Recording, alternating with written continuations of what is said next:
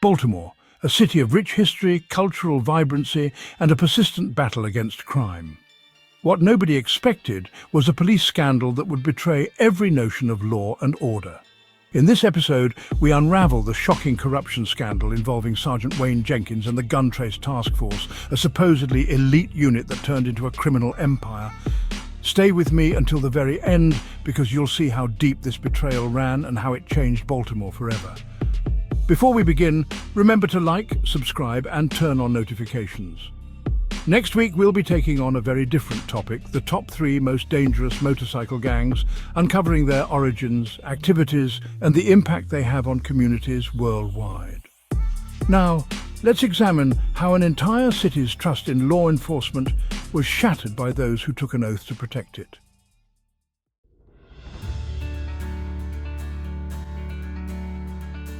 The Gun Trace Task Force, GTTF, emerged at a time when Baltimore leaders urgently needed to address gun violence. The idea was simple: a specialized unit tasked with taking illegal firearms off the streets to save lives. Sergeant Wayne Jenkins, an officer celebrated for his tenacity, was chosen to lead. Public confidence ran high, finally a bold initiative to reduce shootings and crime. Early successes seemed promising: large-scale drug busts, seized weapons, and high-profile arrests. Yet, as the GTTF racked up numbers, quiet murmurs of misconduct spread through the city's most vulnerable neighborhoods. People claimed officers pocketed cash during raids and never wrote official reports for confiscated drugs. Few realized that these stories foreshadowed something far more sinister.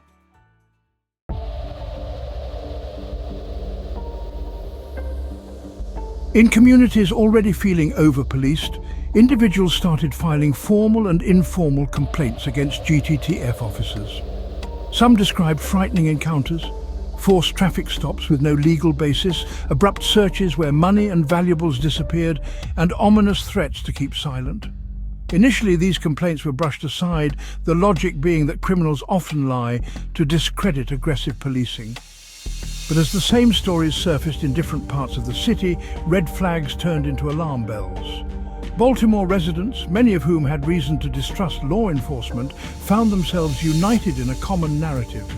GTTF was running unchecked, and Wayne Jenkins seemed to be at the helm of it all. Yet no one at City Hall wanted to believe that a unit created to save the city could be part of its downfall.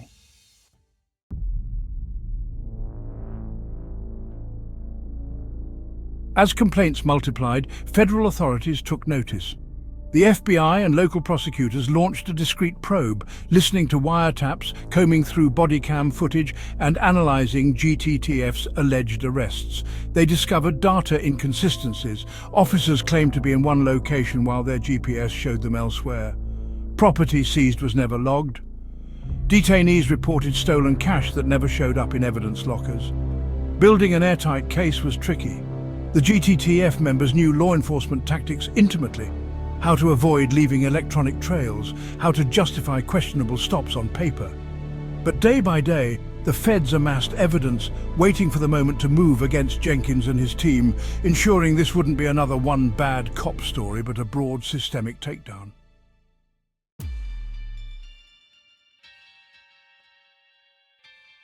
In early 2017, federal agents arrested Wayne Jenkins and multiple GTTF officers in a sweeping raid that left the city reeling. Indictments revealed that the unit was more akin to a street gang robbing citizens, planting evidence and reselling drugs to profit from the same illicit trade they were paid to dismantle. They also padded overtime and wrote false reports to appear ultra-productive on official record. Baltimore residents reacted with a mix of shock and vindication. For some, it validated their long-held suspicions of crooked cops. For city officials, it posed an existential crisis. How could a special task force become a network of criminals under official sanction? The GTTF scandal was in every sense a betrayal of the badge and the public's trust.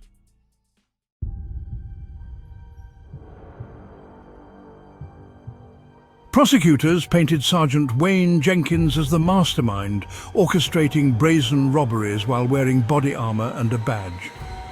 He reportedly convinced subordinates that bending the rules was necessary to clean up the streets, a claim contradicted by their actions.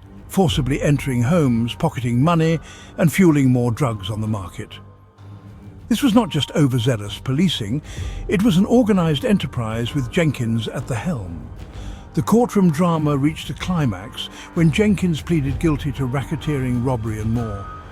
The judge's sentence, 25 years in federal prison, served as a stark reminder that uniform and rank do not grant immunity. For Baltimore, it was a scandal that exposed how unchecked power can spiral into organized crime, irreversibly tarnishing the department's reputation.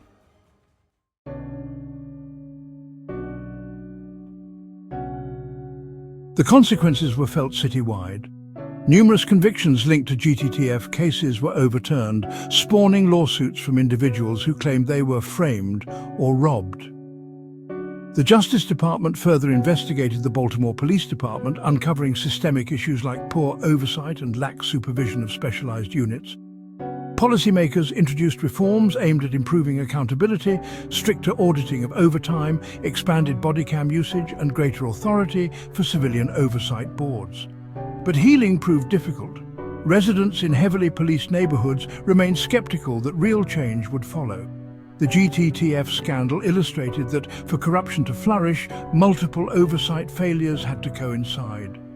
Restoring faith in law enforcement would require sustained efforts, beyond just the removal of a few crooked cops.